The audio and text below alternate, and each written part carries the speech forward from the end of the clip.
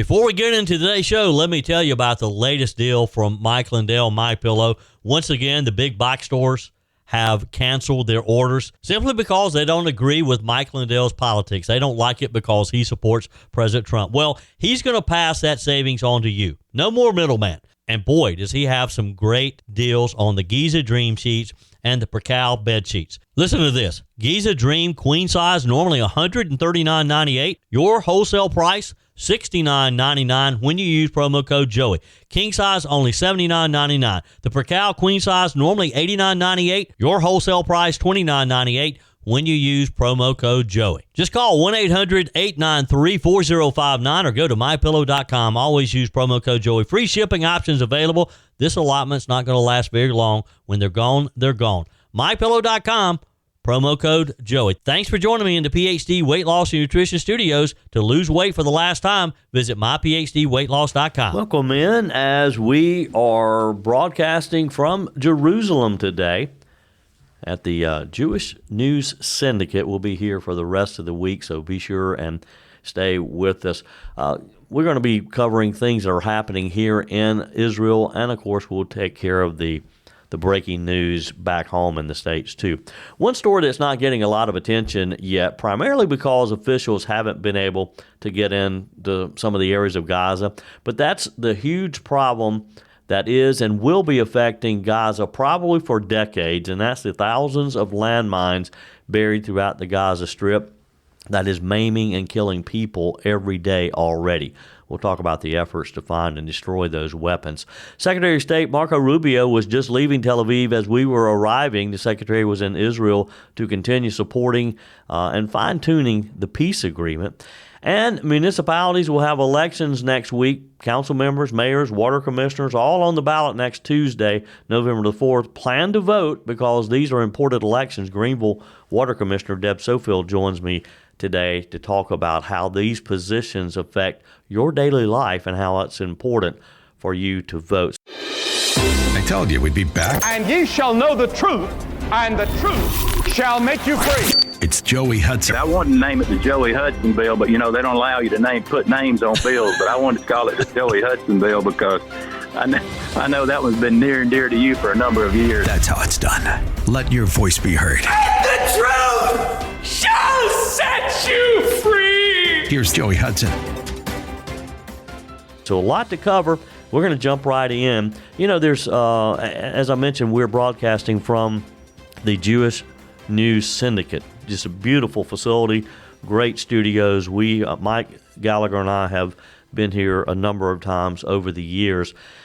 They pointed out to me, and their website, jns.org, is a great resource, and they pointed out a fascinating new look into how Americans are viewing the aftermath of the Israel-Gaza war, a new poll indicating how Americans, what we feel about the whole thing. This survey is from the Jerusalem Center for Security and Foreign Affairs. It's this organization is a respected Israeli think tank. They found that while most of Americans still sympathize more with Israel than with Hamas, there's been a noticeable rise in empathy towards the Palestinian people themselves. You see these images of these kids and these families and their totally destroyed homes, and Americans are starting to feel for them, as we should. They're human beings. In other words, Americans are learning to separate Palestinians from Hamas, the terror group that's ruled Gaza with an iron fist for years and have decimated that Gaza Strip. Now, that's an important distinction, and one that could shape how public opinion drives U.S. policy in the Middle East going forward. The survey was released just this past week. They questioned 322 randomly selected Americans after the ceasefire that ended the recent Israel-Gaza war, the same ceasefire President Donald Trump helped broker before giving that landmark speech at the Knesset in Jerusalem just over a week ago. It asked 7 key questions about how Americans view Israel, how they view Hamas, and the future of the Palestinian territory. So let's start with the first question. Where does your empathy lie? This has been asked in several different polls over the past few years. Once again, Israel came out on top Americans still overwhelmingly say that their sympathy lies with Israel. But here's the shift. When you combine those who say they feel empathy for Palestinians, not Hamas, and those who support Hamas directly, that number now exceeds those who say they side purely with Israel. Now, that doesn't mean Americans are backing terrorists. Far from it. What it shows is that more people are distinguishing between innocent Palestinians who are just caught in the crossfire and the extremists who brought this war on their own people and destroy their own country. And that's the distinction that could prove critical as this debate about Gaza's future continues. Next, the survey asks who Americans believe won the war. The most common answer, neither side. About 2/3 of respondents say no one truly won, which reflects the grim reality that this war, like so many others, left behind devastation but no decisive victory. They pretty much just destroyed a country for what?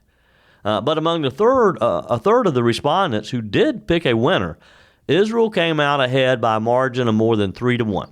So Americans may not see a clear victory, but when they do take sides, they say Israel is the stronger, more legitimate actor in the conflict, as they should.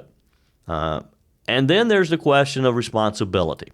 The survey found that 41% of Americans believe Palestinian citizens share at least some responsibility for Hamas's actions, while 38% say Israeli citizens bear similar responsibility for their government's decisions as well. That's pretty close, a near split, and it suggests that many Americans see both sides' populations as complicit in some way, or at least connected to the choices that their leaders make.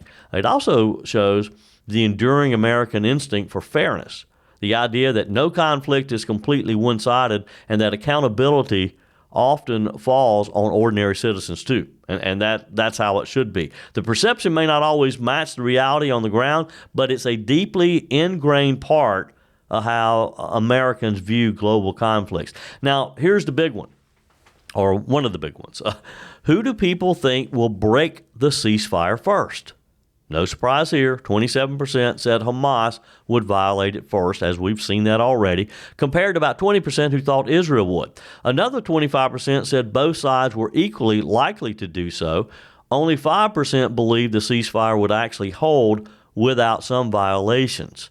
The right, that's right, because, I mean, it tells you just how little faith Americans have in Hamas. Again, we saw it within days of the ceasefire. It's been sort of an on again, off again. I mean, that's why Secretary of State Marco Rubio was in Israel. We literally just almost passed in the airport as we were leaving the other day. We were arriving, he was leaving. He is here to work on that ceasefire. A majority still say they want to see an independent Palestinian state living peacefully alongside Israel. Despite all the turmoil, the two-state solution remains the most popular idea among Americans. But, and it's a big but, when you start adding conditions, support drops fast. When respondents were told that Palestinians would have to recognize Israel as a Jewish state, give up the right of return and reform their education system to remove anti-Israel pro-terror teachings, support for Palestinian statehood dropped by about 10 percentage points. At the same time, support for a demilitarized state, one controlled by international peacekeepers, and for autonomous Palestinian region under Israeli security oversight both increased slightly. And opposition to any Palestinian statehood at all ticked up too. It's a complicated situation. It's been complicated, the relationship with the Palestinians, the Israelis, the various terrorist groups in the area. It's been complicated for thousands of years, folks, and so we can't, even Donald Trump can't end it overnight, but boy, he's come close, hasn't he? Well, you know, when you ask Americans about peace in broad, idealistic terms, they're all for it. And this survey supports that. But when you get down to the details, recognition, renunciation of terror, education reform, that support starts to erode. In other words, Americans are compassionate, but we're also not naive. We want peace, but we expect accountability, particularly since they're spending our money in most cases. So it's going to be an interesting situation. It's going to be one that the world's going to be watching over the coming days and weeks, and particularly months and years. This survey underscores a broader message for Israel, what the report calls an opportunity for Israeli public diplomacy. Basically, the takeaway is this: Americans are open to supporting Palestinian independence if they see it as being built on the principles of peace, transparency, and coexistence. And that is what we have to be watching for. Let's be honest, those summer vacations and backyard barbecues added some extra pounds, right? But instead of feeling guilty or falling further behind, it's time to reset, drop the weight, and get back in control. The solution isn't a shot. Real lasting weight loss starts with your mind, not your mouth. At PhD Weight Loss, Dr. Ashley Lucas and her team help you uncover the real reasons behind your weight gain so that you can reprogram the way you think about food forever. PhD clients lose up to a third of their body weight without ever taking a drug. I know because I lost 33 pounds with PhD Weight Loss. Through real food, behavioral coaching, and proven science, your body can become a natural fat-burning machine. Why risk spending thousands on shots that strip away muscle, come with dangerous side effects, and leave most people regaining 60% of the weight within a year? With PhD, you'll activate your body's natural appetite control, burn fat safely, and stay in control. Even if you're already on Ozempic, PhD can help you transition off while still losing weight. Take the first step today. Call 864-644-1900 or visit myphdweightloss.com. As we continue this special edition of the show from the Jewish News Syndicate in Jerusalem, where I'll be all week this week, I want to talk about a story that's not getting a lot of attention right now, probably will later, one that goes beyond politics and beyond the headlines, because in the war-torn rubble of Gaza, and it is rubble, you've probably seen some of the images. It's just amazing how that country has just literally been destroyed in these last 2 years. Something tragic is happening right now, though, that could haunt that region for generations to come. According to experts on the ground, Gaza has effectively become a minefield, a deadly landscape littered with unexploded bombs, shells, and improvised explosives. The United Nations says at least 53 people have already been killed and hundreds more injured after stumbling upon these hidden devices. And the experts are warning it could take 20 to 30 years to clear this mess up. Nick Orr is an explosive ordnance expert with the humanitarian group Humanity and Inclusion. He put it bluntly. He said Gaza is now a horrific, unmapped minefield, comparing it to British cities after World War II, where unexploded bombs continued to surface decades later. And he didn't sugarcoat the outlook. He said, if you're looking at a full clearance, it's never happening. We will find it for generations to come, he said. Now think about that. 30 years, maybe longer, before families in Gaza can safely walk through their neighborhoods, before children can play outside without risking their lives, before the land is truly free from the remnants of war. And they kind of did this to themselves. Orr's team, just 7 people right now, is part of a small humanitarian mission trying to map where these explosives are buried. They're focusing on high-risk areas near hospitals, bakeries, schools, the places where civilians and children have no choice but to return. But the work is nearly impossible, they say. Picture this: entire city blocks reduced to rubble. Every piece of debris, possibly hiding a bomb. Some are buried deep underground, others wedged between collapsed walls. You don't know where they are. And you got kids running through it like kids like to do. They find this type of thing, it's a playground for them. They love to go to these hidden areas. With limited access and constant danger, the pace is going to be painfully slow, according to officials. Orr said that they're still waiting on permission from Israel to remove and destroy the explosives they find, which they plan to burn so Hamas can't reuse them for future attacks. Now think about this. Aid groups are worried that Hamas might try to recycle unexploded munitions into new weapons. It's a grim reminder that in Gaza, every inch of progress is tied to politics and to danger and hundreds of years of history. Now, the United Nations Mine Action Service, the agency that oversees global demining efforts, is calling for a mass public awareness campaign in Gaza. They want to warn civilians returning to their neighborhoods, don't touch, don't pick up, don't go near anything that looks suspicious. But again, you get kids out there, kids don't know any better. They say right now people are dying simply because they're going home.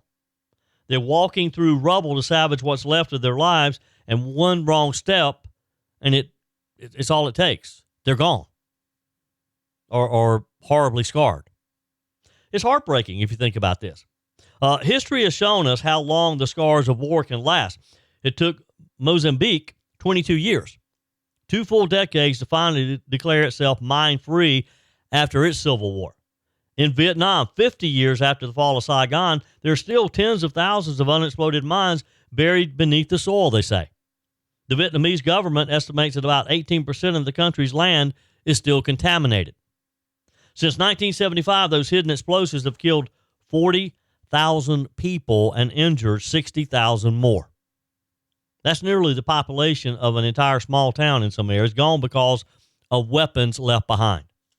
So when these experts say Gaza could take 30 years to clear, they're not exaggerating.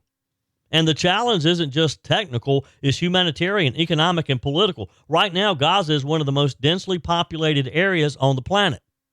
Millions of people live within 140 square miles, an area smaller than Greenville County here in the upstate of South Carolina. Every bomb that didn't go off during an airstrike or a ground battle was sitting somewhere beneath their homes, their streets, and their playgrounds. And this is the danger that they're going to be facing. And the longer those devices sit there, the more unstable they become. One aid worker said it's like living on top of a powder keg of invisible death. Now, here's where this story gets even more complicated. Many of these explosives were placed or stored by Hamas, hidden in tunnels, under schools, inside mosques, and in residential areas. That's why the Israelis say their airstrikes inevitably hit civilian zones, because Hamas embedded the military infrastructure inside them. And now as the war winds down, and hopefully the ceasefire holds, those same hidden weapons are posing an even deadlier threat to civilians than the initial conflict did itself. Humanitarian groups want to help, but they can't move freely in the area without cooperation from both sides. Meanwhile, every week that passes, more innocent people are killed, not by politics or ideology, but by the debris of war. I guess the bottom line here, folks, is this story reminds us that war doesn't end when the shooting stops. The headlines fade, the cameras move on, but the suffering continues quietly, relentlessly, maybe for decades.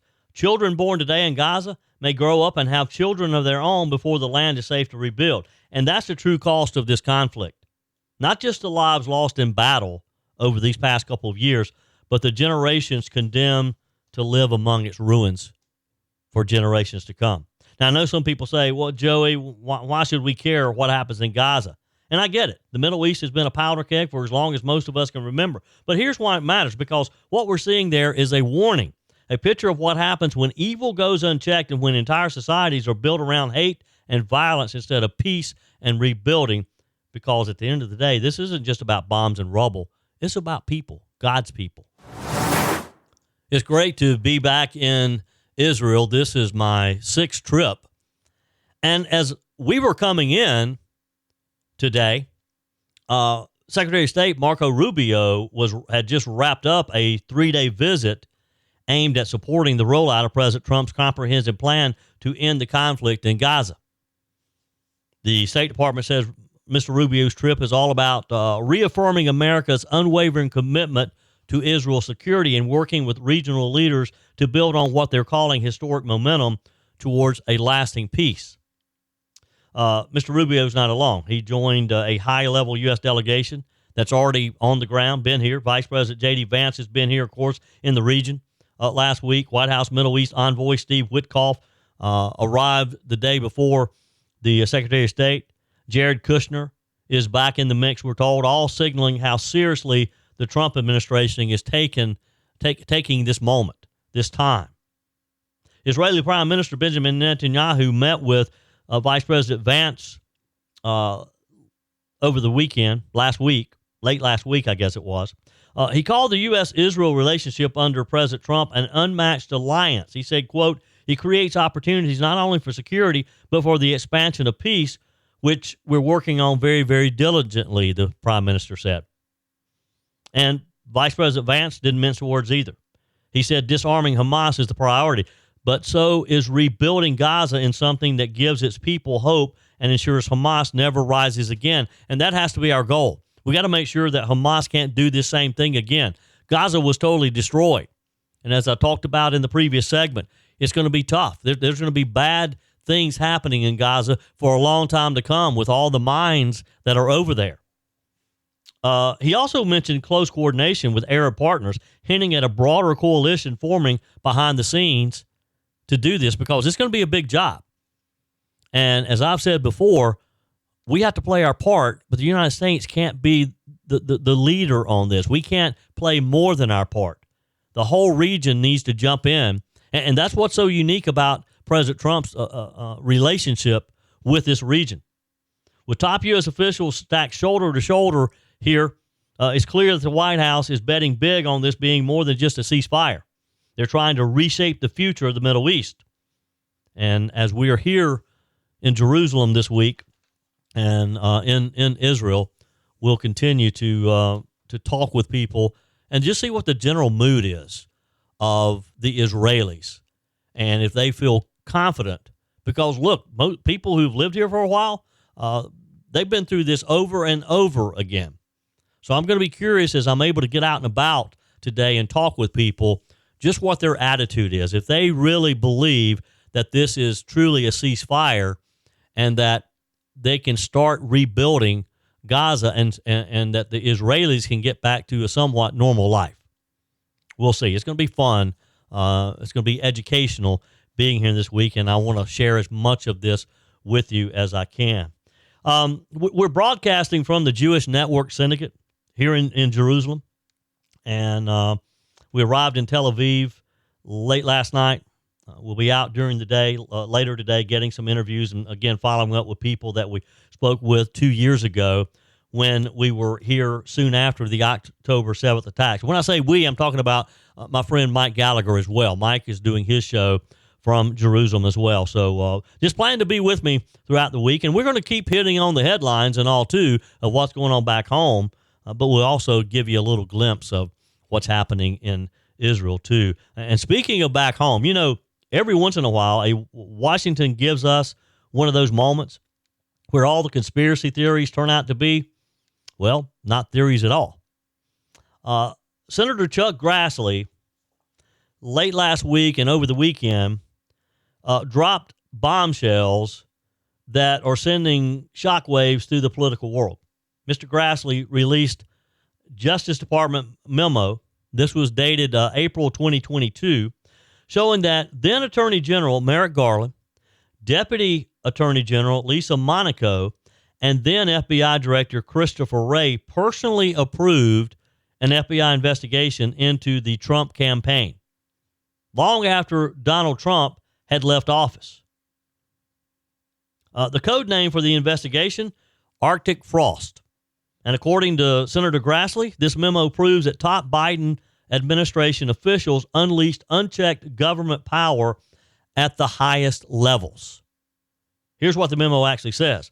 It's 4 pages long, dated April 5th, 2022, and it authorizes the FBI's Washington field office to open a sensitive investigative matter into whether people connected to Donald Trump's 2020 campaign conspired to obstruct Congress's certification of the election results on the infamous January 6, 2021. Now, remember, this wasn't an investigation of rioters or trespasses at the Capitol. This was a federal probe into the Trump campaign and some of the associates themselves, more than a year after he had left the White House. This is how badly the Biden administration wanted to try to take down Donald Trump, to permanently damage him so he could never run again. This memo claimed that there was open source reporting and public statements from people closely associated with the Trump campaign that created, quote, an artificial and an articulable factual basis indicating the existence of a federal crime. And because this was a sensitive investigative matter, meaning it involved political figures, the FBI couldn't open it on its own. So Mr. Garland, Ms. Monaco, Mr. Wray had to personally sign off, and they did all on the same day. Did not even hesitate. It's almost as if they knew it was coming and they were ready to sign. Monaco scribbled a note at the bottom Merrick, I recommend you approve. Sure, she did. Garland signed just a few hours later. So let's get this straight. Let's look at this. The sitting attorney general, his top deputy, and the head of the FBI personally approved an investigation into the campaign of the man who was and still is Joe Biden's chief political rival. Joe Biden will go to his grave hating the existence of Donald Trump. But if this doesn't raise red flags of what was actually happening and what Joe Biden was capable of, I don't know what does. Senator Grassley said it perfectly. This memo shows Biden officially personally approved a politically charged case targeting Trump's circle.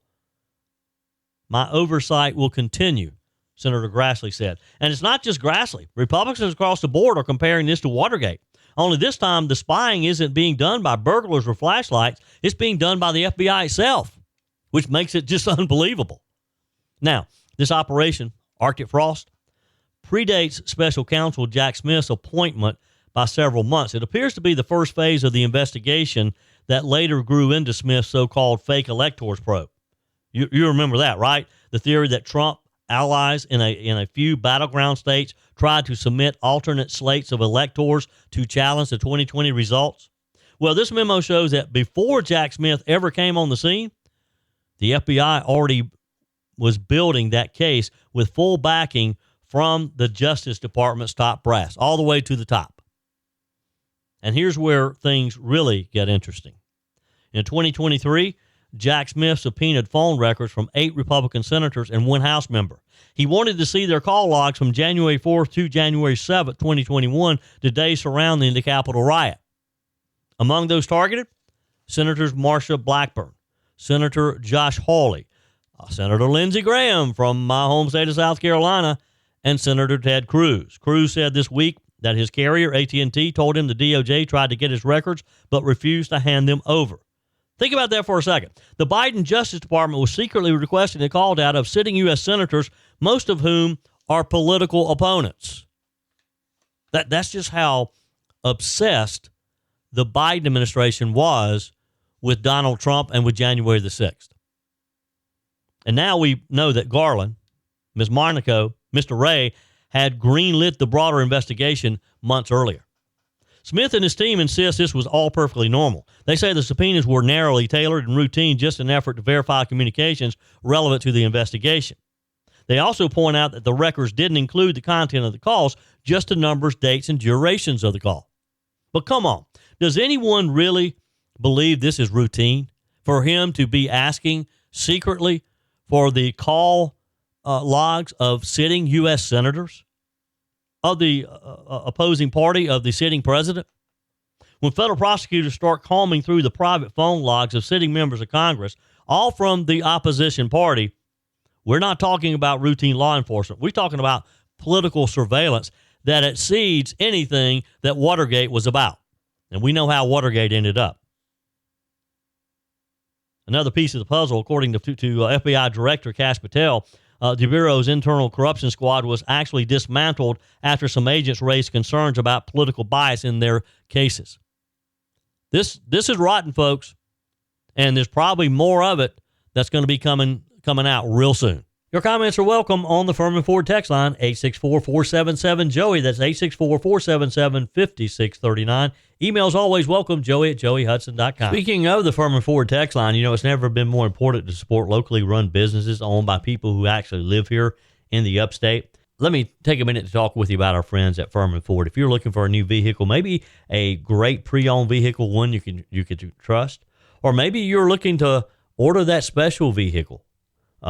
Either way, if you want a new one, a brand new one, or a pre-owned that you can trust, the folks at Furman Ford, they're there to help you. Their name is on the sign because their name is on the line, because every single transaction is important to them. Jim Furman, Matthew Furman. They do business the right way. When you stop by, when you give them a call, or maybe when you just send them a quick email, you're always going to have access to a member of the Furman Ford family. And by the way, they also offer great service, and you're not going to have to wait weeks and weeks to get it done. And you do not have had to purchase your vehicle at Furman Ford. Doesn't even have to be a Ford. They service all makes and models. Visit my friends at Furman Ford online at furmanford.com, furmanford.com. Deb Sofield serves as a water commissioner for the Greenville water system, and coming up on November the 4th, the residents of Greenville will be going to the polls to choose their commissioners and members of city council. Deb joins me today to talk about the importance of voting in the city elections. Welcome, Deb. Always good to have you. Thank you, Joey. Always good to be with you. Now, I'm not sure that most people necessarily realize that members of the Water Commission are elected. How many commissioners are there, and who can vote in this? So you're right. Since it was an original Greenville city water system, there are 5 of us. The mayor always sits on it, and the mayor chooses someone. And many years ago when I was on city council, Mayor Knox White chose me. So we were at that time the 2 city representatives. And then there's 3 that are elected by the public at large in the city of Greenville only. It is myself. I sit there, and I'm also on the ballot in November. I'm very grateful that nobody filed against me, so I am unopposed. There's also John DeWorkin, who again is a city representative. Philip Kilgore is on with us, and Jim Bannister. So there's 5 of us, and yes, the city of Greenville is the only municipality that has people vote in party politics, partisan races. If you look at the other ones, Travelers Rest, Simpsonville, Malden, Greer, Fountain Inn, those are at-large general positions. They are not Republican or Democrat. The city of Greenville has maintained that, and it's been in place for probably, 100 years. Yeah. So earlier in the summer then, there were primaries for the respective parties to nominate their candidates, and then as we go into the November 4th election, the general election, then you'll pull the lever either for a Democrat candidate or a Republican candidate. Only in the city of Greenville will you pull the lever for that. Outside of all in the county areas, you're just going to go pick a person. Yeah. And I will say there were very few. I don't think we had any primary races. Everybody ended up being into the general. Yeah. And it's a little confusing for the public to know, well, when do we vote? What's going on? There was the primary to fill Senator Roger Nutt's seat. He handed it to Bobby Cox. Bobby he accepted it, but then he stepped out. So that opened up that for a race. Yeah, yeah. Let's talk about city council. There are some individual districts and some at-large seats. Who's on the ballot in Greenville City? And we'll talk about some of the other municipalities too. And also, why are these municipal elections always in off years? You know, Joey, your guess is as good as mine as why they're in off years. I think it is to not be swept up with national elections. And so, unfortunately, that hurts. Yeah. So let's talk about City of Greenville, at-large member, who is taking Russell Stahl's place, is Matt Alexander and Tina Belgie. So that is a runoff. Matt is our Republican nominee. Tina is the Democrat nominee. And then there's District 2, which is Lillian Brock Fleming. And then a guy named Mike Kilgore has thrown his hat in the ring, primarily because District 2 has been completely changed through the years. My dad's paper plant was down there. He would not even recognize it anymore. They've torn down all the old buildings and things that were manufacturing and have put up all these new homes. And that goes into Lillian's district. City of Greenville has always tried to maintain an opportunity for the African Americans to have a voice in government. So there's 2 seats that are usually held by African Americans. Lillian has been there probably 40 plus years. And then Jill Littlejohn gave her seat to Ken Gibson. So those 2 seats are what you would consider the African American seats. If Mr. Kilgore were to win, then it just leaves Ken Gibson, and that's going to be interesting to see. Redistricting changed a lot of that. Yeah. But also the city of Greenville has changed tremendously, and you just don't have the population you used to have in the past. Yeah, the demographics have certainly changed, and I think that's what Mr. Kilgore is counting on. Absolutely. Traditionally, he probably would not have much of a chance, but possibly this year. So he could. Absolutely. People are going to get out and vote. And, of course, that election is the November election. Yep. There is unopposed council member Will Brasington. He's District 4. No one filed against Will. And then, of course, I'm so grateful no one filed against me for Public Works. Yeah. Deb Sofield's my guest today. She serves on the Greenville Water Systems Commission. Her name will be on the ballot, unopposed. But there will be others on there as well. I guess I'm a little concerned here, Deb, that I write a check to you guys every month, but I don't get to vote. Yeah. Oh, goodness, we're not going down that road, are we? You're right. You're exactly right. The city built the system, and the city has maintained control of that. And let's just be honest, the Greenville water system doesn't have to supply water anywhere except to the city of Greenville. So, come on, give me a little bit of gratitude that we do supply all the way out to where you live. You think about all the miles of pipe we've had to pay for. I'm just I'm so thankful for the opportunity. Yes. There we go. There we go. What does turnout typically look like in the city election? I got to tell you, it is shockingly low. Yeah. And you want to say to people, please don't go bellyache on Facebook because you didn't go vote. Right. So we could take, looking at the last election, and I'm going to say this is 2024. It was probably the biggest one we've had recently. Joey, they're registered over 300,000 people. Yeah. Barely 28% came out to vote. Wow. Yeah. That really hurts. And when you look at some of the other numbers, it is shocking. So again, we have all these folks who have so many people who pretty much say, we need to go do this, we need to go do that. Let's look at just what happened there was a primary for District 21. The numbers there should be in the thousands. Yeah. But you've got a runoff with basically two people at barely 2,000 votes. Yeah. So that's fascinating. I look at the Senate district that happened last night to take Roger Nutt's seat. Yeah. It barely had 4,000 people vote. Yeah.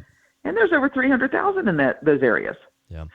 Folks just don't come out. And you have to ask why. And let me just give you a quick story. So I have a good friend, very well known, very well loved. She put a text message to her neighborhood and basically said, hey, everybody, make sure you get out and vote. And she said, Deb, you won't believe this. Somebody who knows I'm not a nut wrote me back and said, I'm so sick of politics. Don't put this out here for all of us. Wow. And she said, I thought to myself, if you don't get involved in politics, politics is going to get involved in your life. Yep. But I believe people are tired. Yeah. And I think they don't trust anything anymore. All these folks who are unhappy and we don't want a king. Well, good. We don't have one, people. We have a duly elected president. Yeah. It's just turned into a very unfortunate and ugly, ugly business. Yeah, it unfortunately has. But, hey, it affects everybody's life. So if you're listening today, mark November the 4th on your calendar because you got to get out and vote. It affects your lives. If you live in the city of Greenville, maybe some of the other municipalities, Travelers Rest, Fountain Inn, Simpsonville, you got to pay attention and go vote because whether you like it or not, these city councils, they affect your life on a daily basis. Deb, it's always a pleasure to have you. And, hey, I would say good luck, but, hey, I don't know that you necessarily need it being unopposed, but I'm glad that you'll be our water commissioner again. Well, thank you. Make sure you vote for me, too. Otherwise, you could get a write-in. You never know. I know I vote for me. So, yeah there's one vote. There you go. Yeah, Deb Sofield. Thanks for having me. Sure thing. That's it for today's edition of Just the Truth. Thanks for joining me in the PhD Weight Loss Studios. To lose weight for the last time, visit myphdweightloss.com. If you haven't joined my mailing list yet, visit my website, joeyhudson.com. Click on the Connect with Joey button so that you can receive our emails and the most up-to-date news. Also, join me on my YouTube channel. Be sure and like, comment, and subscribe. Just search for Joey Hudson. As always, thanks for spending a few minutes of your day with me. Do me a favor and forward this episode to a few friends. Just click on the share button and send to your contacts. We need to build an army of conservatives to win our country back, and we can do that by continuing to share the truth with our friends and family. Keep those comments coming via the Furman Ford text line 864-477-JOEY. Email to joey@joeyhudson.com. And I love your messages on the MyPillow message line. Again, that's 864-477-JOEY, 864-477-5639. Be sure and take advantage of the MyPillow special, just $14.88 on the standard MyPillows when you use promo code Joey. Order online at MyPillow.com or call 800-893-4053. We're back again tomorrow and hope you'll plan to join us. Until then, remember, God's got this. He's still in control.